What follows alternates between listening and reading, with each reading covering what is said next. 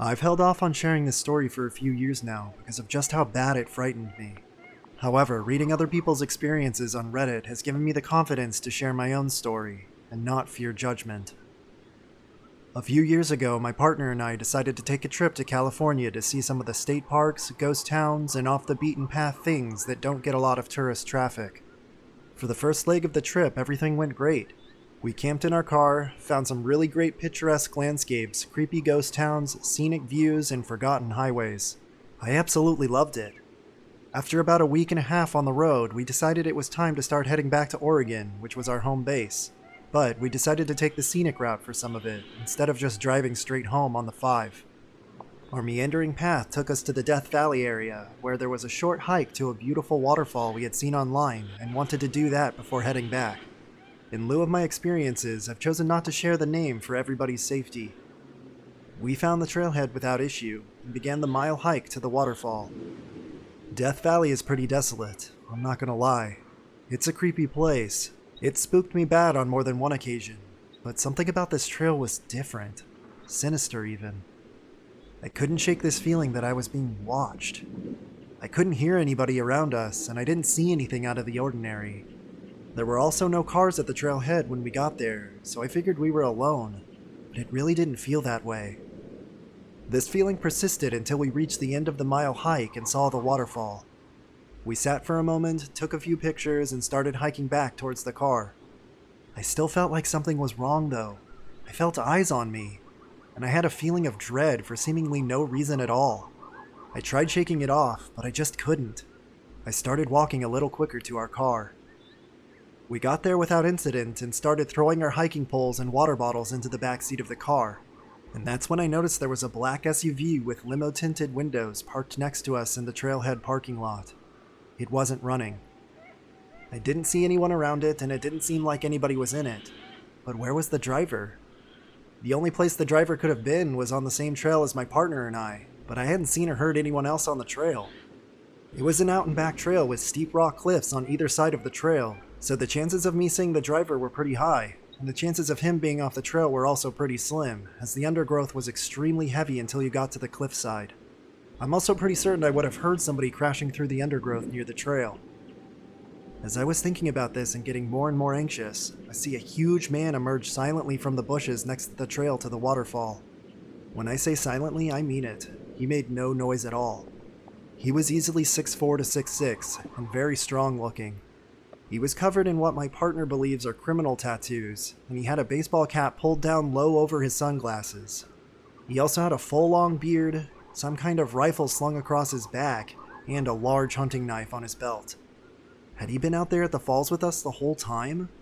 If so, why hadn't I heard or seen him? He was holding what appeared to be a cell phone in his hands and waving down my partner. My partner is 5'5" and skinny. In a silent panic, I grabbed him by the arm to keep him from getting too close to the man. I realized at this moment that the man had that gun, and distancing ourselves to him was irrelevant, but as I said, I was in panic mode. The man said he found this cell phone, the one in his hands, near the waterfall, and didn't want us to leave without it. We both quickly checked our pockets and realized that we both had our cell phones, and we both assumed at the same time that this was some sort of setup for a robbery or something far more sinister. We jumped into the car, fired her up, and drove up the dirt road as quick as we could. The man just stared at us through the rear window as we drove off. It terrifies me to think that he was out there the whole time with us, and we didn't hear him, see him, or even know that he was there at all. How many other times has something like this happened to me? I never would have even known that the man was out there with us had he not chosen to make his presence known. I'm not gonna lie, it really made me think twice about hiking alone in the woods or in an isolated or desolate area. I also found myself wondering what would have happened had we chosen to engage with him. Were there others with him? What would have happened to us? I've had nightmares about this man in several instances since this happened. I'm just glad I trusted my gut.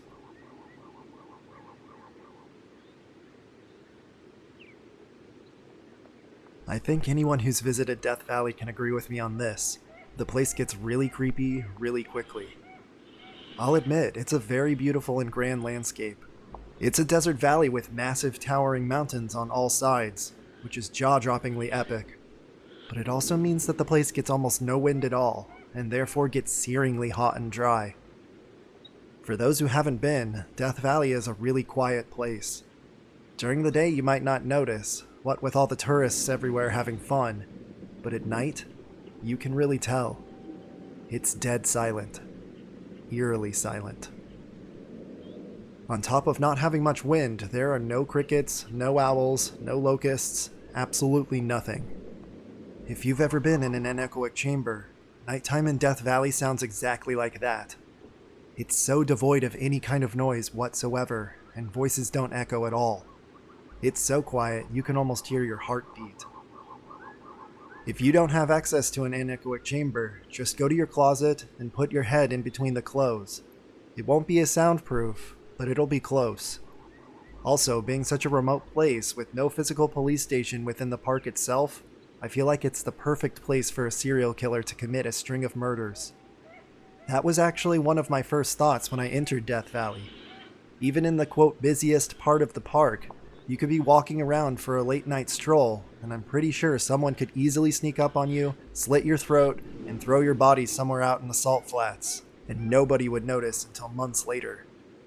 So as wonderful as the park was, I was actually kind of glad to leave. I think 2 to 3 days is the max if you want to visit Death Valley. Any longer than that, and you'll be questioning your sanity.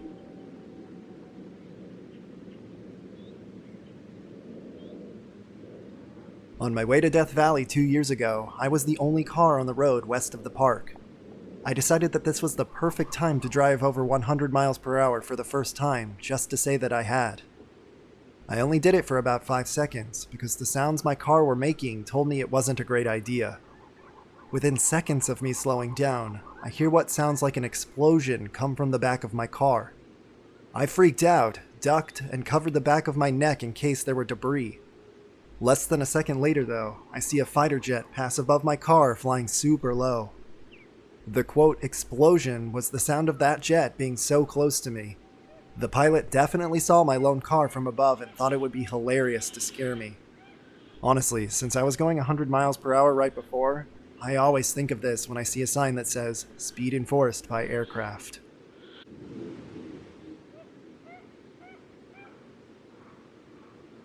Years ago, I was in Death Valley shooting photography in the middle of the Badwater Basin salt flat. The day before, I registered with the park ranger my location and times I would be out in the salt flat. I was fully packed for desert trek: sunblock, light clothing, hats, sunglasses, a full 70-ounce camelback, and food plus 30 pounds of photo gear. The park ranger thanked me for telling him and noted it. Then he spent the next 15 minutes with me recommending photo spots, but also precautions as temps the next day were going to climb above 115 degrees Fahrenheit. He told me to be walking into the salt flat before sunrise, and then he mentioned when the mountain shadow on the east hits the salt flat, start your return trip.